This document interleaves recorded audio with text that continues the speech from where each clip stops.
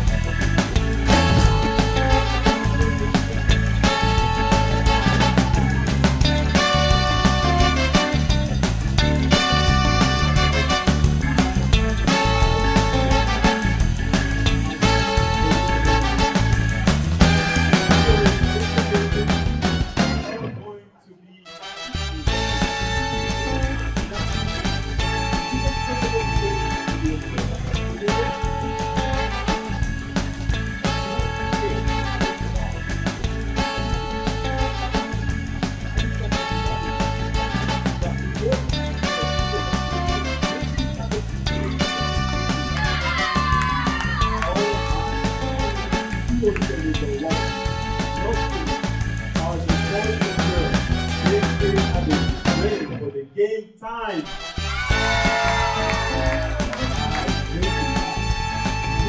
How about you? The best. We need to prepare people. Now, what people are going to do is we have to we need the representative of this. Here, all sort of things. We do that.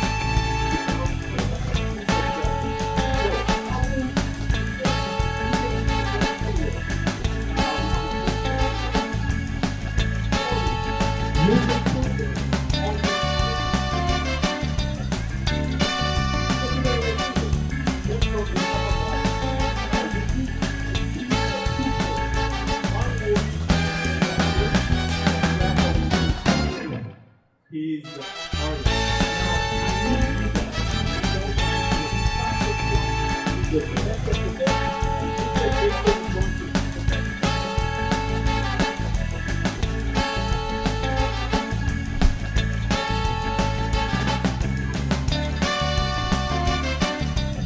move your hand up if you want to be big. If you get the way up, go over here on this table. We want to go. Right. So.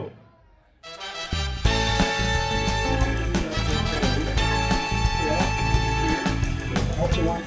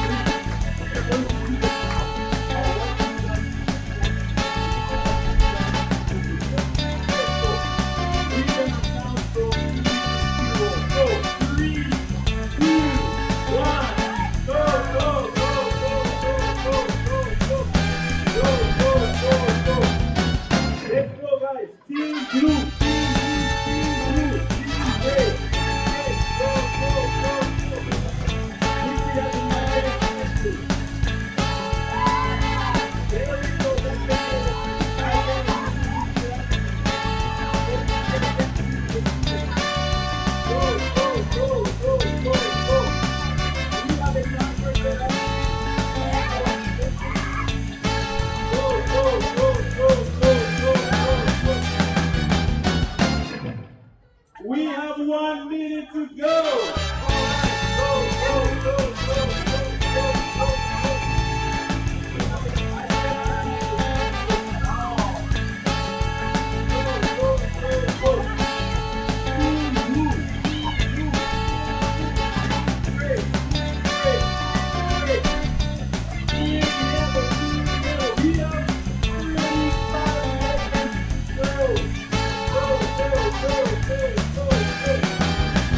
We have 30 seconds to go.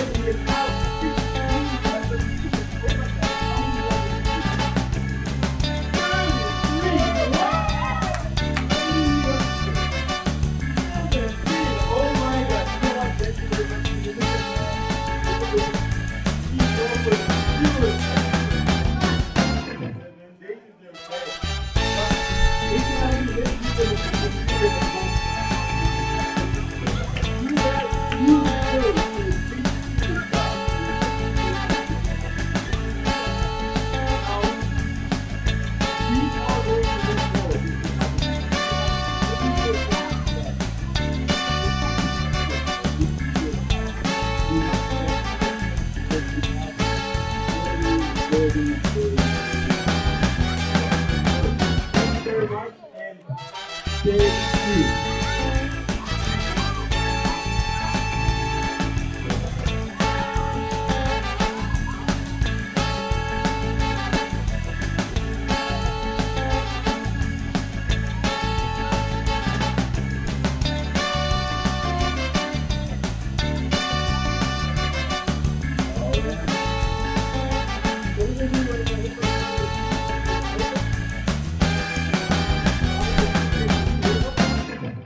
Everybody have a table?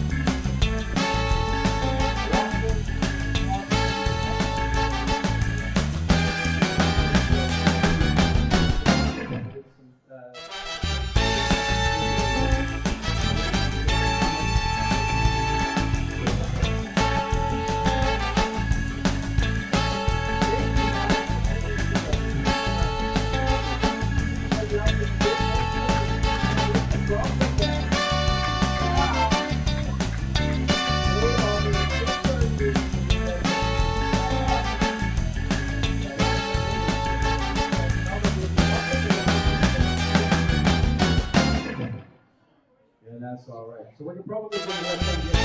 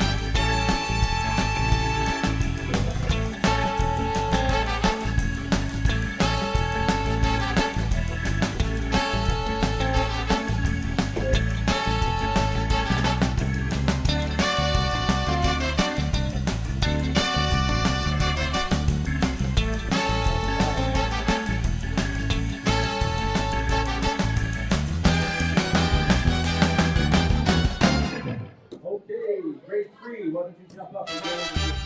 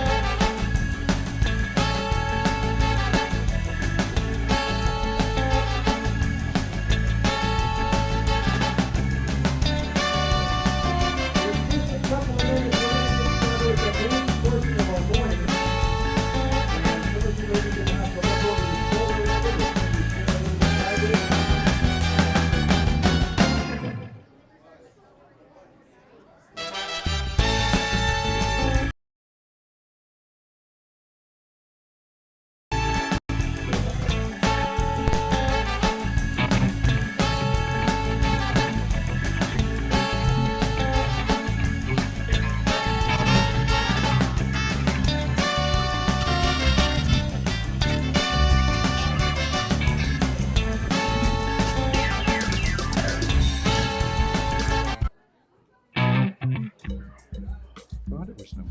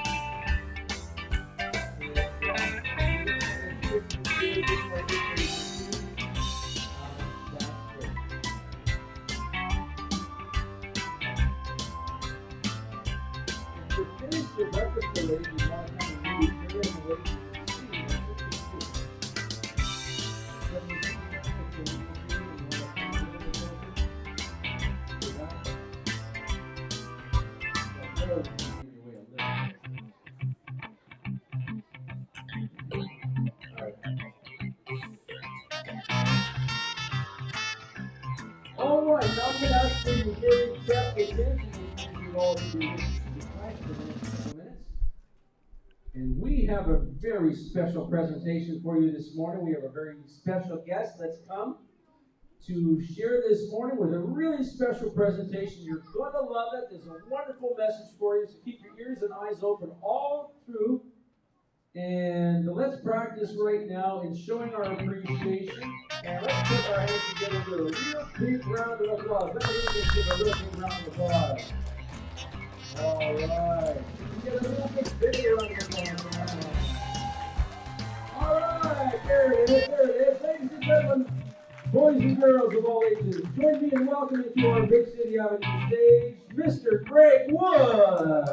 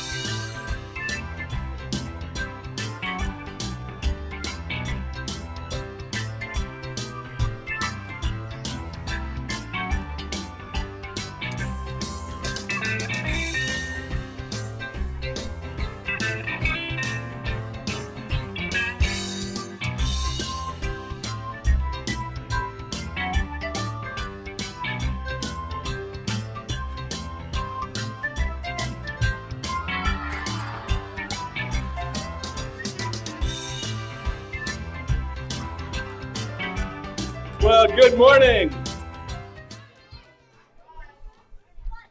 How are we doing this morning? Everybody eating well and having fun? Beautiful. My name is Greg, and what I do is commonly referred to by a lot of people as magic, but it's got nothing to do with evil spooks or powers or anything like that. It's all puzzles for the eyes, special effects. Sleight of hand. You know, is the hand quicker than the eye? You know what? I saw something one time that used sleight of hand, and it baffled, bothered, and bewildered me. I went to a fair, and there was a magician there, and he came out, and he had a left hand, and he had a right hand on the right side, left hand on the left side, and he had just a simple red handkerchief. He took the handkerchief and he poked it into his hand, and then he gave it a squeeze.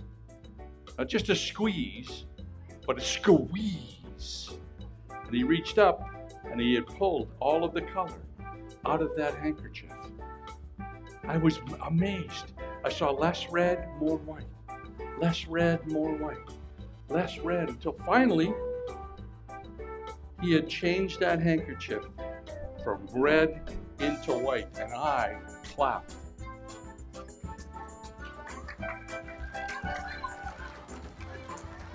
Well, I did not know how he did it, but I thought I should figure it out. So actually I did. I tried to figure out exactly how he did it. You know what the story is? I actually did find out. Another handkerchief. Who would have thought about it? A white handkerchief and a red handkerchief, 2 handkerchiefs to do the trick. See, here's what happened. He took one of them, say the red one, and he poked it into his hand like this. And he poked it all the way in and made sure all of the ends were all completely hidden so that no one could see them sticking out of his hand. He didn't want anybody sticking out of his hand. And he kept that hand very tightly closed.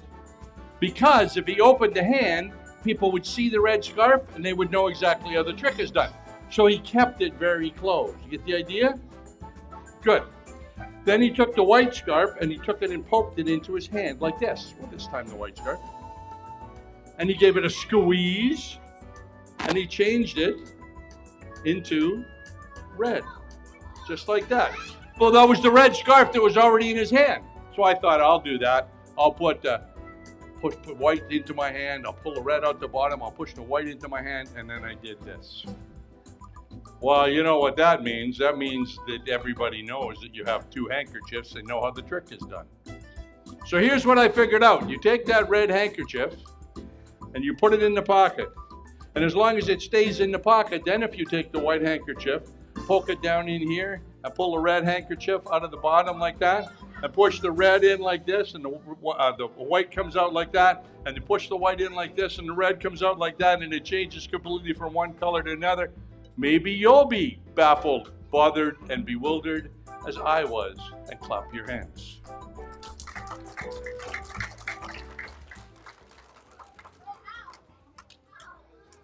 You know what? I wanted to show you guys something. A mysterious red vase. Or a mysterious red vase. One or the other. It's a mysterious red vase.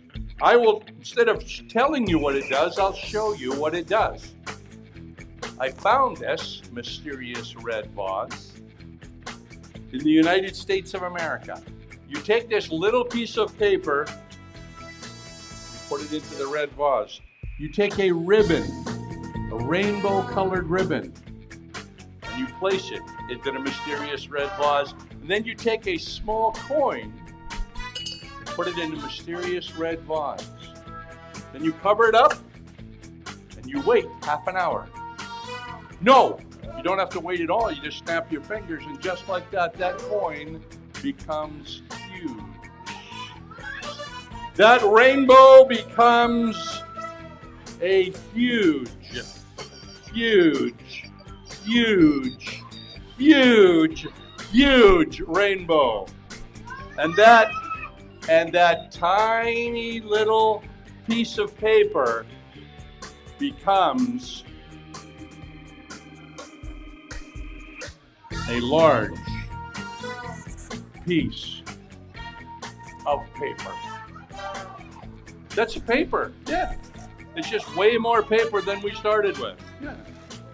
Because everything grows inside the mysterious red tube.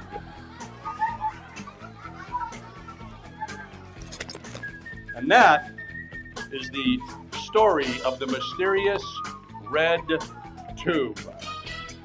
I need an adult. I need an adult. Here, you can take all that. Take all this, put it under your pillow tonight, and you won't get any sleep at all because your head will be all cramped up. There, you can have that. Thank you.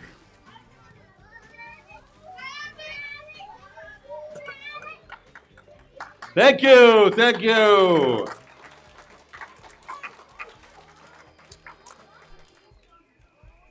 Now we do have some new kindergartens. Who's the new kindergartens here?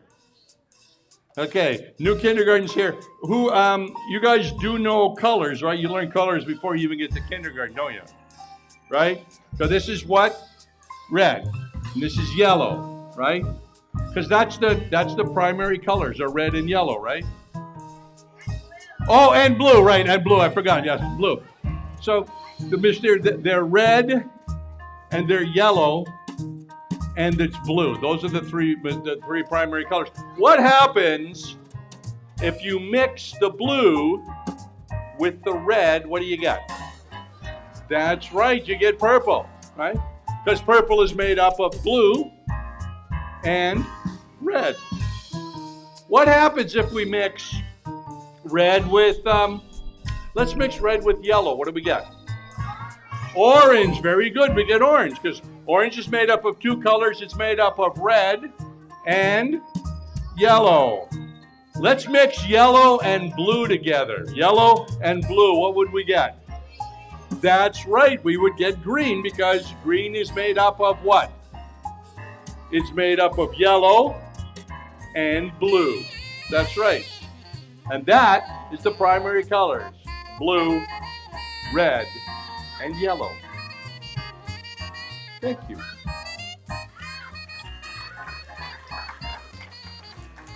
I need the assistance of two people from the studio audience.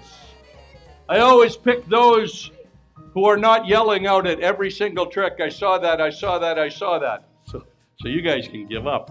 I'm going to pick two people. Could you help me? And could you help me? Come on up, come on up. Let's give them a big round of applause. They're coming up here to help. Very brave volunteers. Yeah, I'm just gonna put this down for just a minute over there, okay? What is your name? Yana? And your name is? Okay, good. Here's what we're gonna do. We're gonna get one of you to stand, move back just a little bit because I have to put the table in front of you. Well, sort of in front of you, between you. Because here's what you guys get. They tell me you have a good heart. So you're gonna get the heart one, okay? And you know what? You know what they told me about you? They told me that you were a good egg. So you get the egg-shaped one. Yeah. So, but here's more important, is you get a quarter. Yes. And you get a loonie. I need you to make a mark on there. Okay, just make a mark on there, an X or an M or whatever. Go ahead, take the pen, make a mark. You want me to make the mark for you? Okay. Let's do an X, okay? Now you'll know that's yours, right? And you have to make sure you know that's yours, so I want you to make a mark. There we are. And then I'll take this, because that's how I got it. And we're going to place your quarter into the egg, okay? And then we're going to place your egg into the bag, okay? We're going to take your... Can you stand over here so everybody could see? Stand here. There we are, closer. There we are. We're going to take your loonie, place it in here, okay? And we are going to put your loonie inside the bag. Then we're going to take the bags and give them a little mix-up like this. And just like that, the egg. This is your egg. Open your hand up. I'm going to get your quarter out of here. And you tell me whether that's the mark on your quarter. Is that the mark on your quarter? No, that's a loonie. That's got her mark on it. Yeah, but it ended up in your egg, so I guess it's yours. What do we got over here? We've got, open your hand up. That's not your loonie. That's the quarter. It changed. So you get to keep the quarter, or I tell you what, since you have such good heart, I'm going to let you have a choice. You can have the quarter or the dollar. Yeah. Take the quarter? Okay, give her a great big round of applause. Thank you. You guys can have a seat. You can go and sit down now. I'm okay. It was almost as if they transformed, wasn't it? The quarter transformed into a loonie, and the loonie transformed into a quarter. You know, the Bible talks about transformation. It talks about how our lives are changed when Jesus comes into our life, when we invite him to be Lord of our life, how we're transformed. Isn't it nice to know that we can be changed by Jesus? Yeah, God has made a plan for us. There's all kinds of stories in the Bible about people who are transformed. You know, the Bible says when we become a Christian, we're completely transformed, that the old is complete. We're brand new. The old is completely gone. Here's a story from the Bible. This is the story of Zacchaeus. Zacchaeus was a short guy. He wasn't a very nice guy. He used to cheat people. But he was a short man, and he heard Jesus was coming to town. So he wanted to see Jesus, so he climbed up into a tree. Well, when he was up in the tree, he could see Jesus, but Jesus could see him.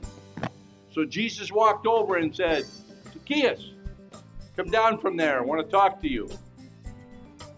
Now, a bunch of things happened, but the real story is that Zacchaeus gave back all the money he stole, but that's not what's important. What's important is he became a follower of Jesus, and he became completely transformed. That's right, completely transformed. The old was gone, and only the new was left. You guys remember Saul? Do you know Saul? And we're not talking about King Saul. I'm talking about Saul, who later became Paul. Yeah, that's right. He met Jesus. He never met Jesus face to face when Jesus was still alive. But he used to chase down Christians and put them in jail. And one day he's walking on the road to Damascus to try to put some Christians in jail. And a big blinding light comes and blinds him. But he hears Jesus talking to him, saying, Paul, what are you doing? This is wrong.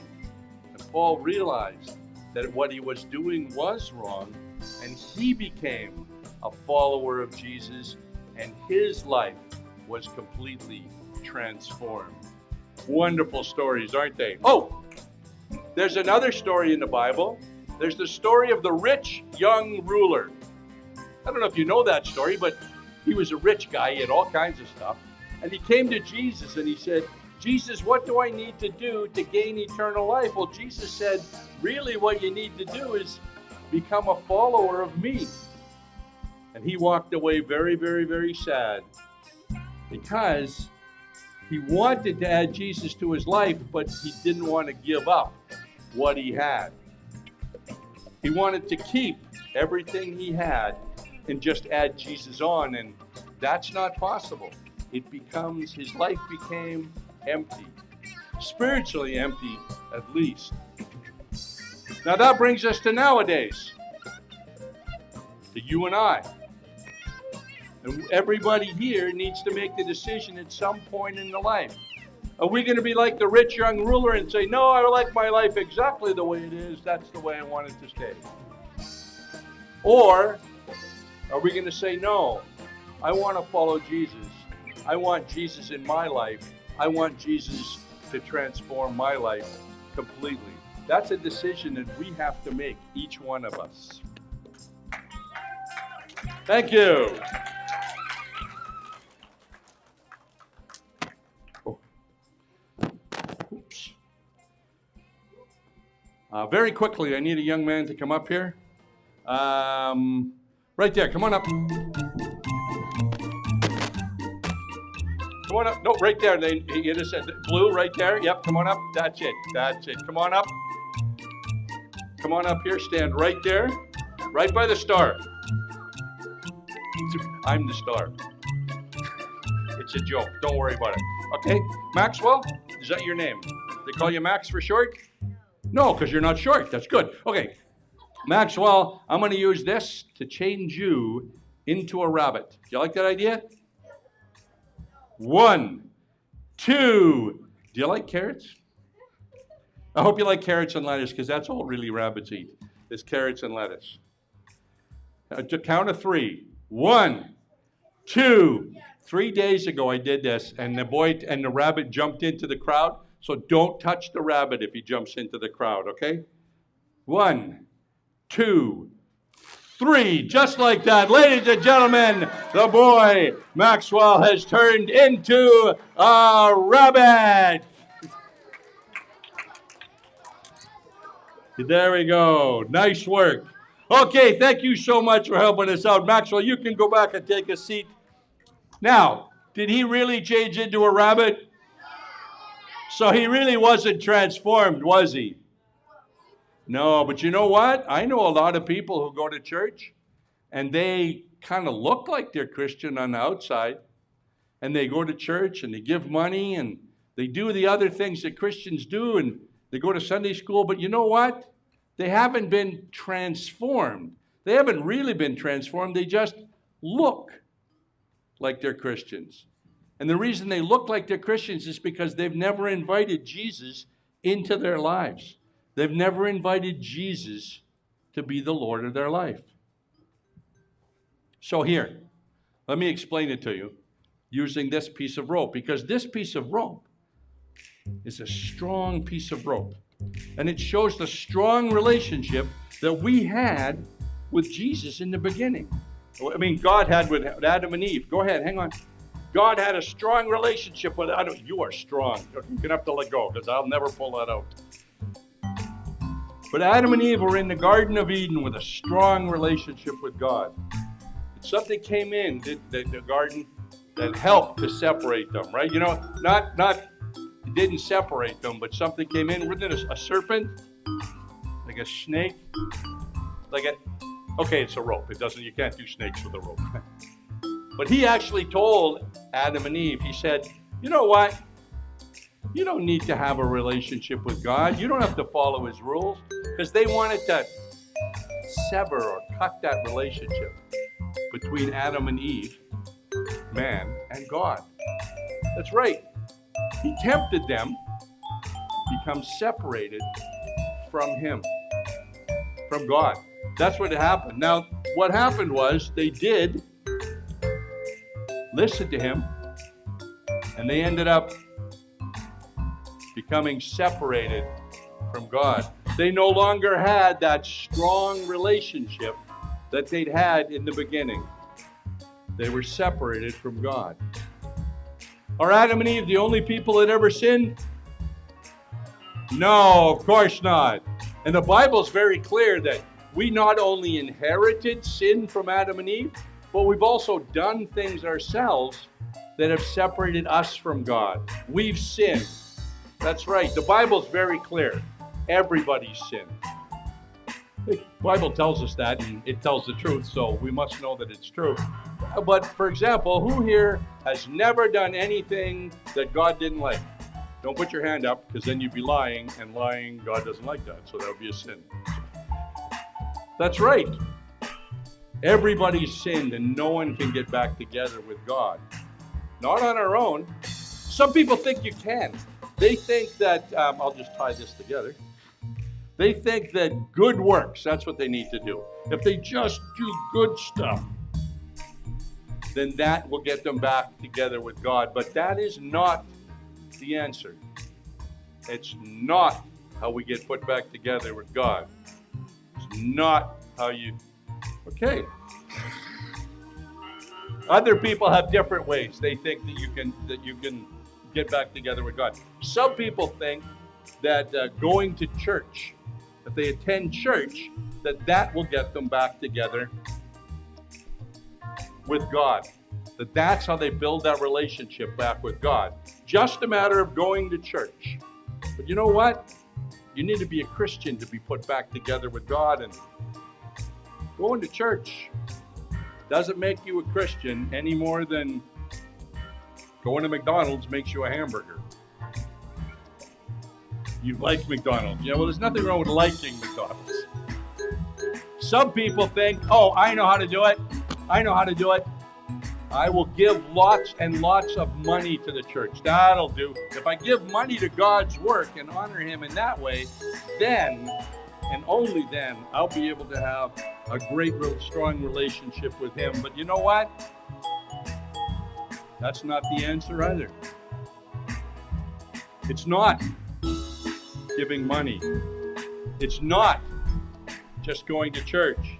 It's not just doing good things. It's only the miracle of God himself.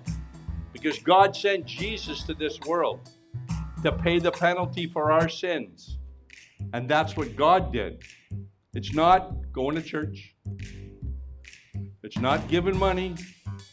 It's not even doing great things, good things for God. Now, those are important things. We should go to church, we should give money, and we should do kind things to other people, but that's really not how we get back together with God. Only God could do that, and he did it by sending his son Jesus to this earth to pay the penalty for our sin. That's right. In order to be put back with God, we need Jesus in our life. Jesus said, I am the way, the truth, and the life. No one comes to the Father except through me. Jesus is the only way that we can be put back together with God the way it's meant to be. In a minute, I'm going to say a prayer just like I said when I invited Jesus into my life.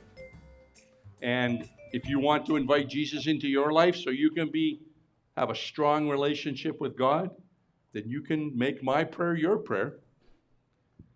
You just have to repeat the prayer after me, but not out loud, because it's not between you and me. It's not between you and your neighbor. It's between you and God. That's the only relationship that matters. So let's bow our heads, and anyone that wants to can repeat after me. I'll say the prayer slowly. You can repeat after me and invite Jesus into your life and be put back together with God, if that's what you want. So close our eyes, bow our heads. Dear God, I know I've done things you didn't like. I know I've sinned. I'm sorry. I don't want to do that anymore. Thank you for sending your son Jesus to die and pay my penalty so I could be back together with you. Jesus, come into my life. Be Lord of my life. And make my life what you want it to be. Amen. See, if you prayed that prayer right now, you need to know that Jesus came into your life. Because becoming a Christian is easy as A, B, C. A, we need to admit that we sin. Now, we do know that everybody sins, so that was an easy one. B, we need to believe that Jesus died and paid the penalty for us. And C, we need to communicate that to somebody else. I'm going to give you a chance to communicate that with me, but because it's not between anyone else, what we're going to do is we're going to bow our heads and close our eyes. So bow your heads and close your eyes. Every eye closed, every head bowed. Every eye closed, every head bowed. Not looking around. If you prayed that prayer today, I just want you to raise your hand up into the air let me know that you prayed that prayer today. You prayed that prayer for the very first time today. You prayed with me. Put your hand up in the air and back down. There we go. Now you've done the C part. You've communicated that with others.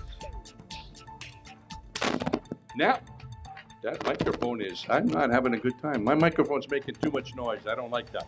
Well, we're going to move on. We're going to do one more thing. And it's going to kind of solidify what we talked about.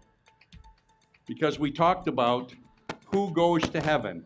And I talked a little bit about this when I did the trick with the rope, which is just an illusion. God is the only one that does miracles. But we're going to find out who gets to go to heaven. This will represent heaven. It's not actually heaven. There's no gold streets, no crystals. No. This is not heaven. It's just going to represent heaven. And we're going to try to figure out who gets to go. Because different people have different views. Do you know, I used to think that all people, the A stands for all, that all people go to heaven. God loves everybody and everybody gets to go to heaven. Some people say that you need to be a believer. You need to invite Jesus into your life and be a believer in that way and have him in control of your life. He's the Lord of your life. You need to be a believer in Jesus. That's the B is for believer. C, some people say that it's just a matter of going to church. As long as you go to church, God will see you there, and then when you get to heaven, you get to go in. So, let's find out. We'll put them back on the poll. We're going to have a vote. Who thinks it's going to church that'll get you to heaven? Okay. Who thinks that it's being a believer in Jesus will get you to heaven? Okay. And who thinks, like I used to think, that all people get to go to heaven? Oh, okay. Well, until Jesus comes back for everybody, there's only one way that we're going to get to go back to heaven.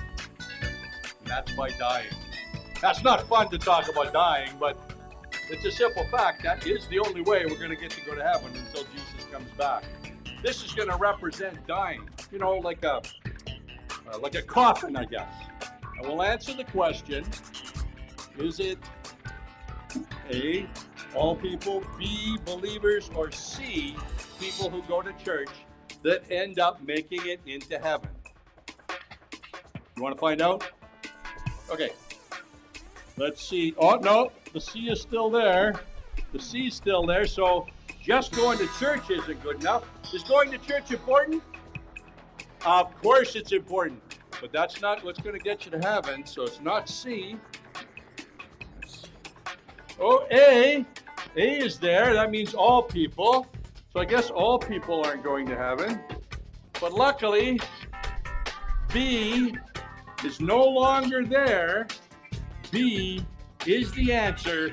It is actually believers that get to go to heaven. Only those that believe in Jesus as their Lord and Savior. Those are the ones that get to heaven, and that deserves a great big round of applause. Thank you very much, and I'm going to turn this back over to Pastor Marlowe. All right, let's hear one more round of applause for Mr. Greg Wood. Thank you, Greg. And thank you, everybody, for being here today. Now, we still have a few minutes yet, so I think what we're going to do is we are going to, we have time, I think, we'll just sing one song, and then small group leaders, table leaders, Miss Carol at the back has the your big city bucks pouches, and we're going to hand those out at the tables for any of the boys and girls who brought Bibles, anybody who has last week's table, for anybody who didn't do the memory verse from last week, all right? And you do that right at your table, so you guys remain at your table. But before we do that, let's sing one song. We're going to invite the worship team to come on up. You guys stay right where you are. Stay right where you are. That's fine. You can, if you're sitting on the floor, that's fine. I'm going to invite the worship team to come on up. Ibrahim, Gabriela, Eddie.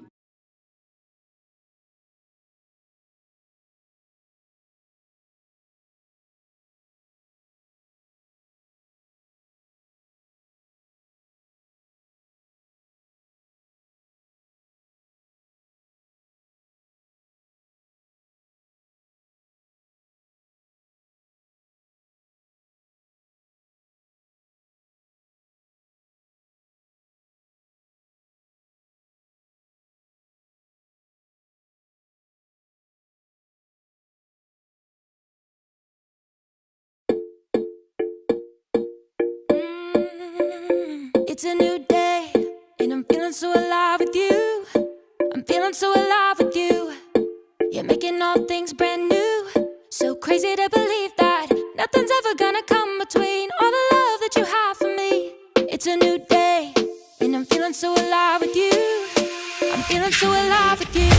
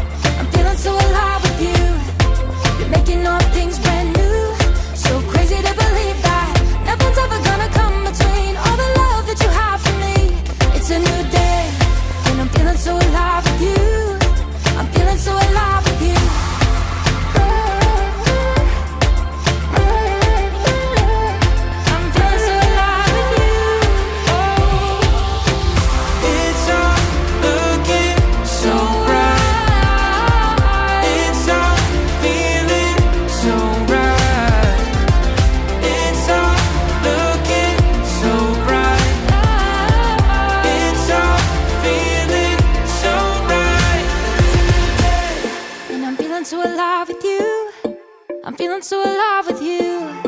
You're making all things brand new. So crazy to believe that nothing's ever gonna come between all the love that you have for me. It's a new day. I'm feeling so alive with you. I'm feeling so alive with you. You're making all things brand new. So crazy to believe that nothing's ever gonna come between all the love that you have for me. It's a new day. It's a new day. I'm feeling so alive with you. It's a new day. I'm feeling so alive with you. Feeling so alive with you.